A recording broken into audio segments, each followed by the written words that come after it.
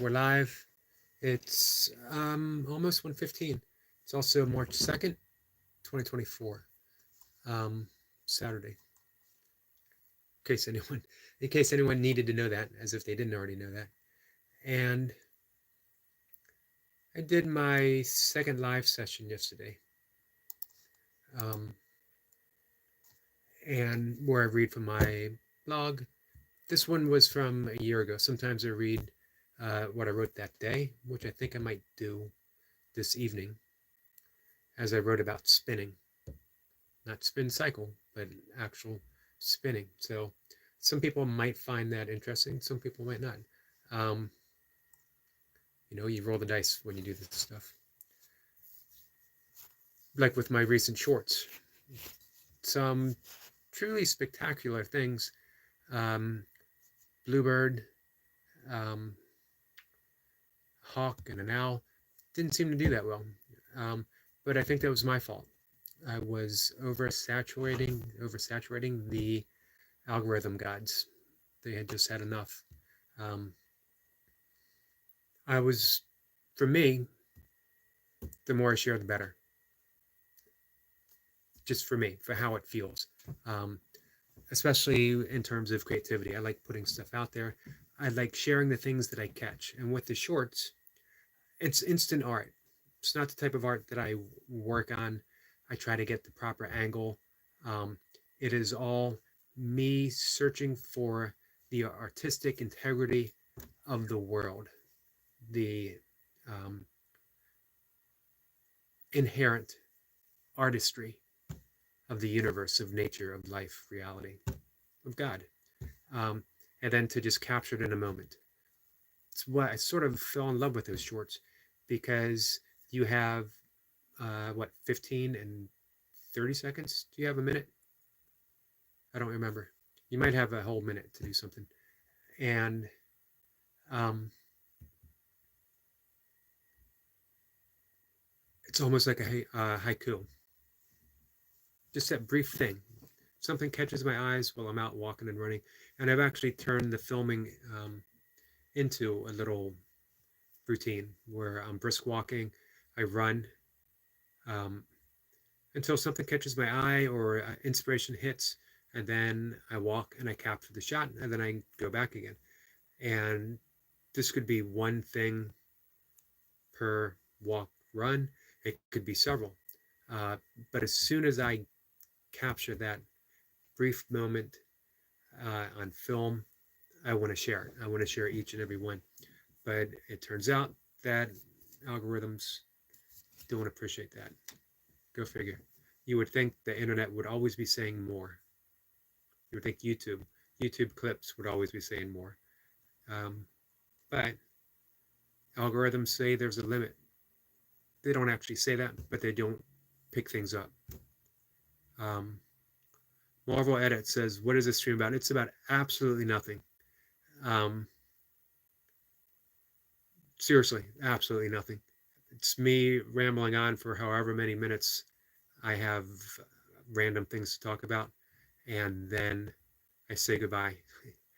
Um, I do talk about meditation. I talk about lots of stuff about yoga. I talk about lifestyle, the things that bring value to my life and hopefully other people. I talk about my own past struggles with um, addiction, with anxiety, with some panic attacks, with being a caregiver for my father um, before he passed away, and how it all ties together. I talk quite a bit about non duality um, and nature and burpees. I talk a lot about burpees. Um, and then whatever questions anyone pops up. Uh, right now, I was talking about YouTube shorts, and for me, again, it became sort of a haiku to just capture a moment in nature in this 15 or 30-second clip and share it. But I didn't realize that um, at a certain point, the YouTube algorithms just won't pick up too many shorts in a day, too many clips in a day. so it doesn't pay to post too much, is my understanding. And that seems to be bearing out. Or it could be that, what I find intriguing and interesting and um, an artistic display of nature, other people find boring. That's entirely possible. Um, However, I'm certainly going quite a bit off topic with this one, as um, what I wanted to talk about was doing my second live session yesterday where I read from my blog. I had an interesting, not so much a question, but if I could talk about something from our friend It Is What It Is, from our friend Lewis. Um, and although he's not here, maybe he'll tune in and find this, and we'll talk about it again when he does pop up. But he wanted to know my thoughts on what to do to prepare when shit hits the fan and things go south. Society, which a lot of people are really convinced that it might, and that maybe this might be the year. What a sad state of political affairs that we are willing to go to war with each other over political candidates, and yet we ignore the real thing that's going to be troublesome: uh, the shifting climate. If we think we have problems with immigration now, imagine when large parts of the world become uninhabitable and people are going to be looking for safe shores. And you can only close the border for so long before it becomes, you know, an aggressive issue. So we really, what we're in need of, my opinion. Um,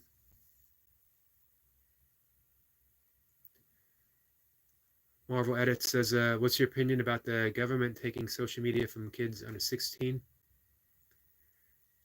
You know, up until you asked this, I'm not even sure I had an opinion. I never even thought about it before. Since I have a stepkid that is 31 years old, um, I think it's the parents' job, to be honest.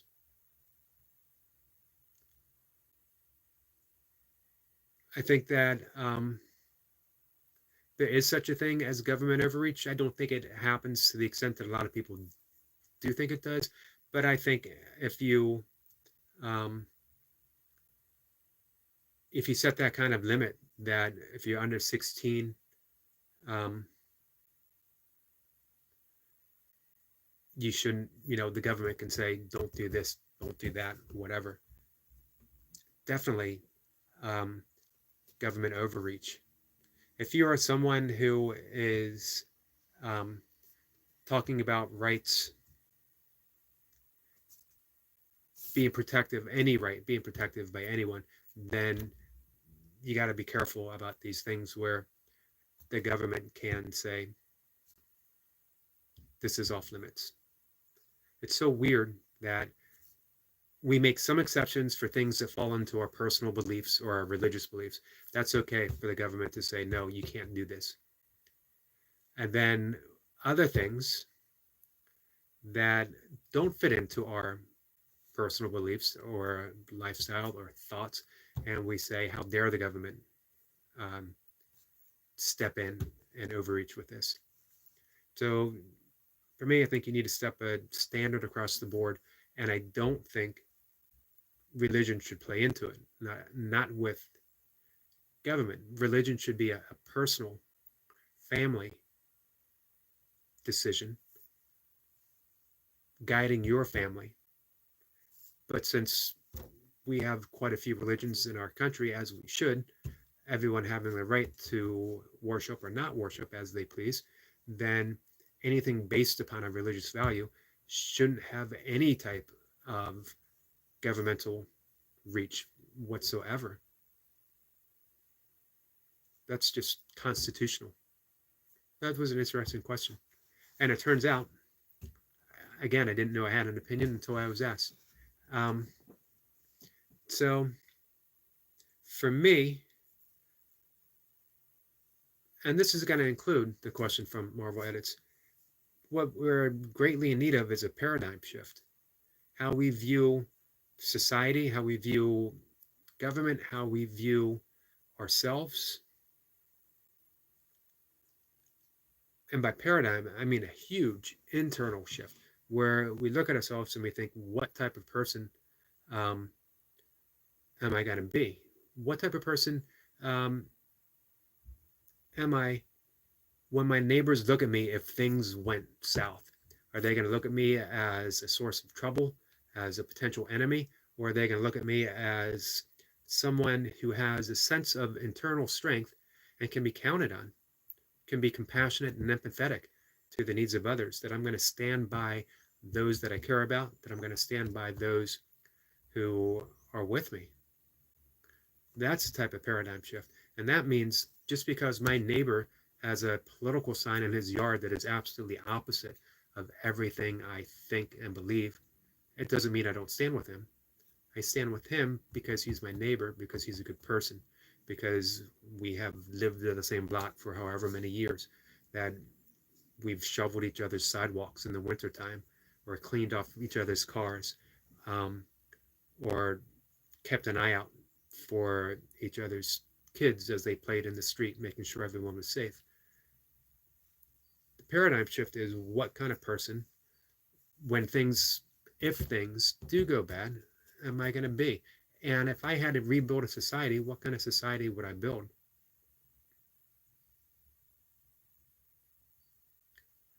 Smithy Deuces 187, and I remember you from James Skype.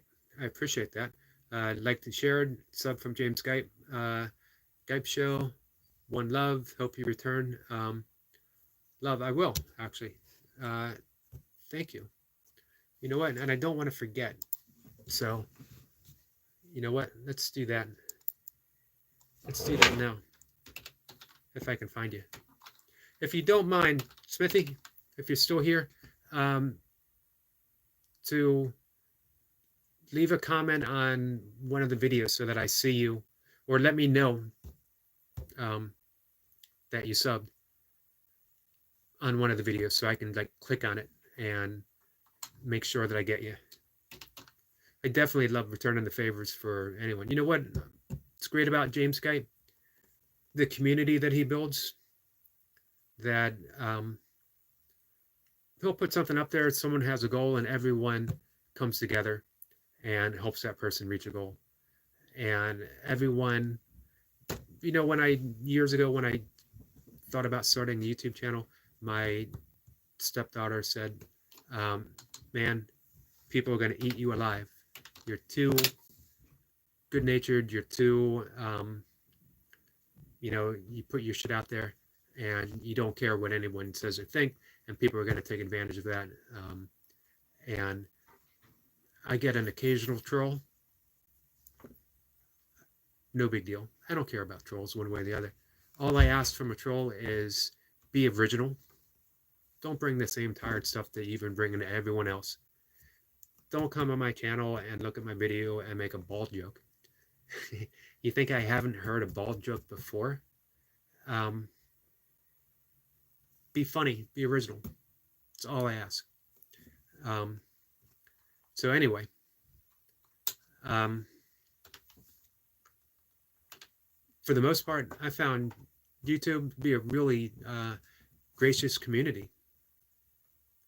People helping me out, answering questions, coming here, asking insightful questions like Marvel Edits. I have little issue with any of that. So here's my thoughts of a paradigm shift.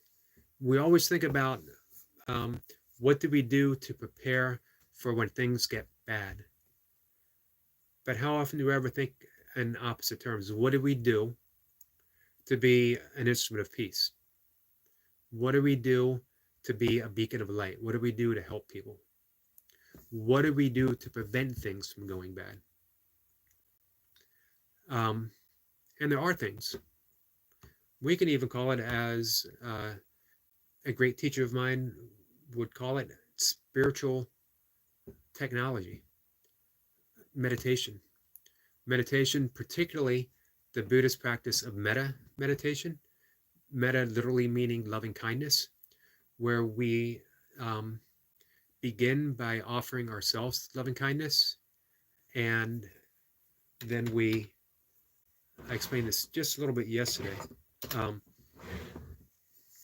we begin with offering ourselves loving kindness, and then we offer it to someone that we care a great deal about, someone that we love, and we move on to what would be called a benefactor, someone that has helped us in the past, a teacher, maybe a parental figure, um, somewhere along those lines.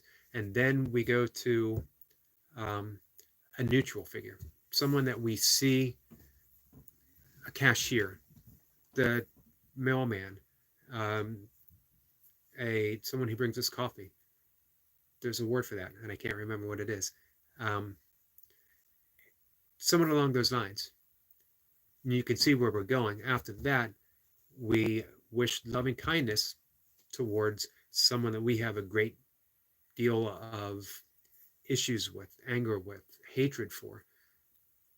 A lot of people think that's the hardest level, but you know what? The hardest might be truly, truly wishing yourself loving kindness and building it up. And that's what you're doing. You're literally building a level of metta, a level of loving kindness within yourself so that it just comes freely. This is truly the practice of ahimsa, which is the yogic ethical restraint of non-harming. According to Patanjali's Yoga Sutras, if you are practicing non-harming, ahimsa at its deepest level, then you are free from harm. That it's almost like you have a protective shield around you that keeps harm from your way. But you got to be a really advanced practitioner for that. I am a long time practitioner, but I wouldn't say that I'm a highly advanced practitioner. Just someone who does it every day. So also, Agnatha Warren, his own version of meditation, which he called passage meditation, under the theory that you become what you meditate upon. Because when we meditate, we take that object of our meditation deep down within us.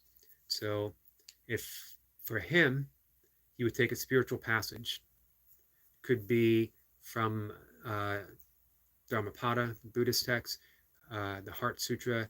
It could be from the Upanishads, the Bhagavad Gita. It could be from the Bible, the Talmud, the Quran. But it once should be something that has stood the test of time. Something profoundly deep that changes you through the course of meditating. And for him, he had people start out with the prayer of St. Francis. And if you're familiar or unfamiliar with that, it begins with, Lord, make me an instrument of thy peace. Where there is hatred, let me sow love. And going on, what you do is you close your eyes, you breathe nice and steadily, evenly. You're sitting in an upright position. Doesn't have to be in a lotus position. Doesn't even have to be in a cross-legged position. You can be sitting in a straight back chair, comfortable, hands in your lap, and you begin thinking gently the prayer, one word slowly at a time, nice even pace, so that each word drops within that silence and the stillness of our mind. Like a rock, when we drop it in the water, it'll ripple. We'll have those ripples of thoughts, and then it reaches the depth of a pond where everything is very still, very quiet. That's the art of meditation. That's the art of passage meditation. So each one of those words drops within us, and it becomes an active force. It becomes what Agnatha Warren called spiritual technology. And if we're using the prayer of St. Francis as the focus of our meditation, then our life becomes an instrument of peace. And we're literally practicing the prayer of St. Francis wherever we go, because it's a It has become a instinctive, reflective, responsive force in our life. Let's bring that up real quick. You should know it by heart, and if I think about it, I would probably get it, but I might mix up the order of some things. And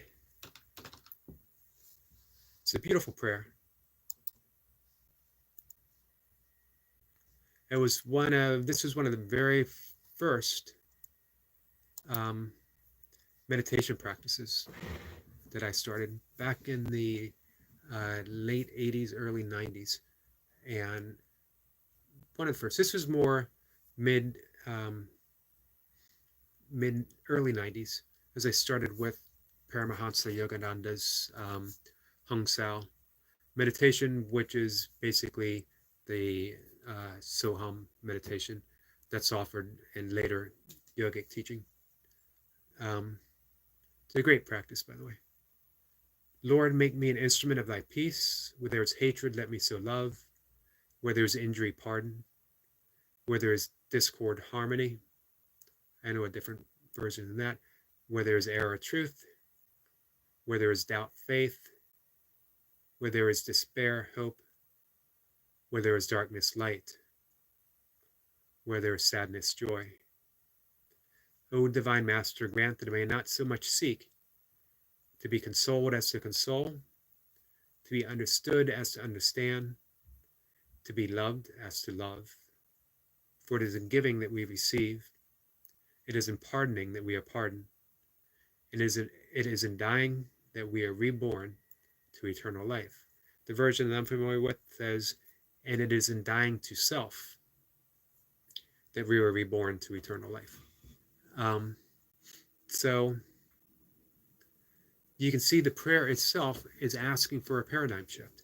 It is the opposite of how many of us live through life. It's not what we're taught, but it's demonstrated. You know what? We're taught not to hate and to love, and yet we witness hatred of political opponents, hatred of the opposite political party, hatred of a particular race, hatred of immigrants, hatred of whatever. We are taught all of that.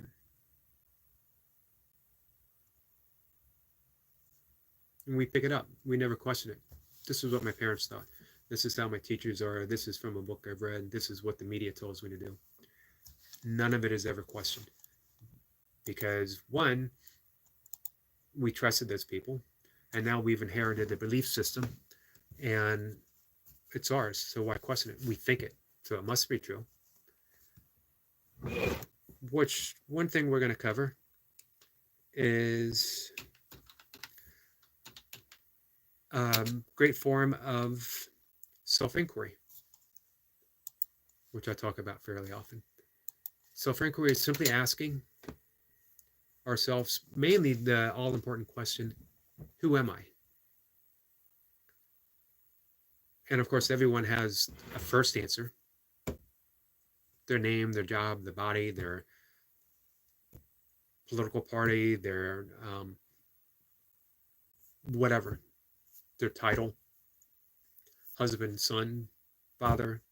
But none of that's who you are. Those are just words. Those are just titles.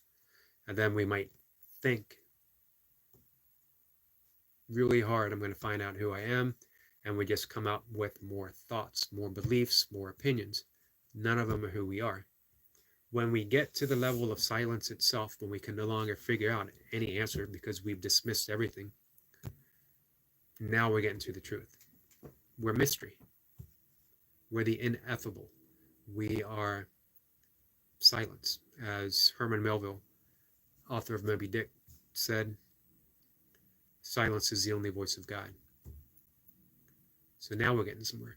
Brian Katie, who is in my opinion, a modern day Buddha, and she didn't get there through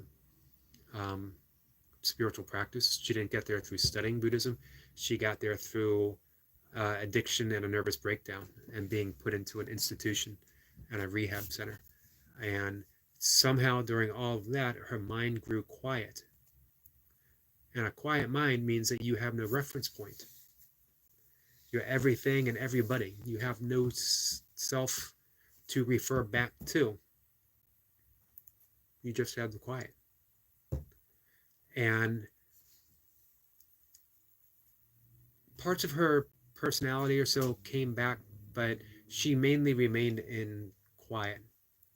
And she formulated a great form of self-inquiry that we could practice with our belief system, any belief system, anything that's troubling us or anything that we have questions about. And it's simply asking ourselves, is it true? Take any single thought that you have and ask yourself, is it true? And don't be flippant in your answer, as in, of course it's true, I think it. Of course it's true, I believe it. Of course it's true, my father told me so. The second question, can you absolutely know that it's true? And that takes away all those previous replies. Can you absolutely, absolutely know? There's not a sliver of doubt. Your father couldn't have been wrong, that maybe he got advice from his father and his father might have been drunk, might have mispronounced, might have whatever. Same with your teacher. Maybe your teacher was just wrong and they gave you bad advice. Maybe your father or your mother was just wrong and they gave you bad advice. And now you've based your entire life upon it and you think it's true, but maybe it isn't. Maybe it is. But as soon as you enter that little bit of doubt in there, you can't base your entire life on something that you have some doubt. You might have to make some changes. We might have to make some changes. Question 3, how do you react? What happens when you believe that thought? If I say, all Democrats are wrong, all Democrats are bad, all Baptists are bad. One, is that true? And right off the bat, I can say, of course not. I know many people in each of those things that I mentioned who are truly good people. So can I absolutely know for sure, for certain that it's true? No, I can't. I just made some generalized statement and I find myself believing it. But now I have some doubt. So who am I when I believe that thought is true? I'm kind of a dick. I go around thinking, all Democrats are bad, all Baptists are bad, all foreigners are bad, all immigrants are bad. But now that I have that doubt, maybe that's not true. Maybe I should consider some things before I react to it. Question 4 brings it all together. Who would I be without that thought? If I didn't have the thought that all Baptists were bad, who would I be?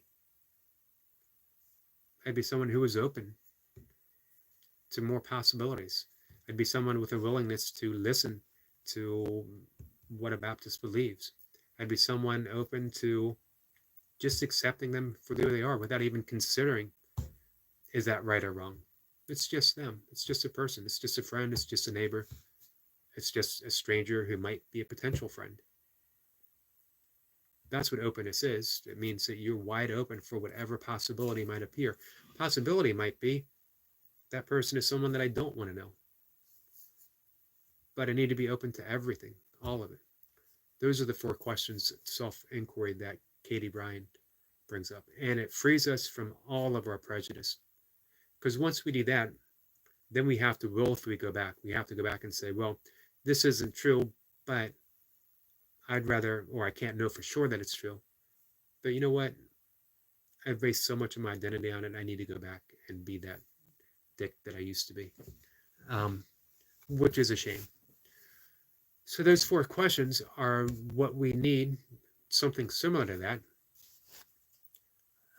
to the paradigm shift. Instead of asking ourselves, am I prepared for when things get bad? Am I prepared to wage peace? Am I prepared to be an instrument of peace? Meaning that I am at peace with myself. Being at peace doesn't mean that you aren't ready to be in action for whatever the situation calls for. It doesn't mean that you wouldn't defend yourself, you wouldn't defend your loved ones, you wouldn't defend your neighbors, but it means that you are an instrument of peace, and that is what you strive for. That is your natural response. That's the whole issue of Aikido. I know many, many people who aren't fond of Aikido because it's not very effective in the octagon. And then I know many people who say, well, it's because the octagon has rules in Aikido. None of that means anything to me. It's the spirit of Aikido that I'm interested in, that you are taking an opposing force and using it against, and you're not seeking to injure, but to subdue. Very similar to Judo as well. Although with Judo, you got a lot of hard falls, and you practice that off the mat, no matter how gentle you try to be. If you throw someone on the ground, they're going to have a hard time getting up. So those are my thoughts on the matter. Begin by preparing for peace. Do the paradigm shift for yourself. Are you an instrument of peace? Are you practicing meditation? Are you practicing self-inquiry? Are you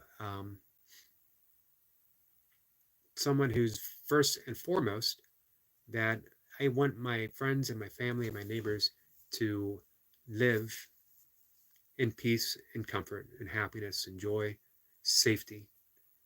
And I will do my part to make sure that happens the best that I'm able, the best that I can. And maybe that won't be much, but it'll be enough and it'll be what I can do. So, guys, Saturday, I hope everyone is enjoying the weekend. And that's going to be it for today, I think. Lewis, if you happen to see this, let me know what you think.